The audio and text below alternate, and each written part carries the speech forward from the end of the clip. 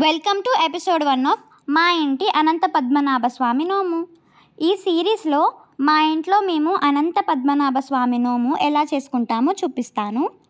ప్రతి సంవత్సరం అనంత చతుర్దశి రోజు ఈ నోము చేసుకుంటాము. మీలో ఎంతమంది ఈ నోము చేసుకుంటారో నాకు కామెంట్స్లో చెప్పేయండి. మాకైతే ఈ నోము వంశపారంపర్యంగా వచ్చింది. సో ఇది వచ్చేసి దీన్ని నోము పీట అంటారు.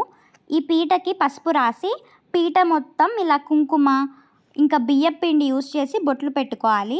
పీట మధ్యలో మాత్రం అష్టదళ పద్మం ముగ్గు వేసుకోవాలి.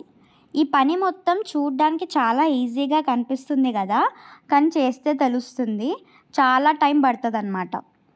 సో బొట్లు పెట్టగానే ఈ పీటకి ఎంత కలర్ వచ్చేసిందో చూసేయండి.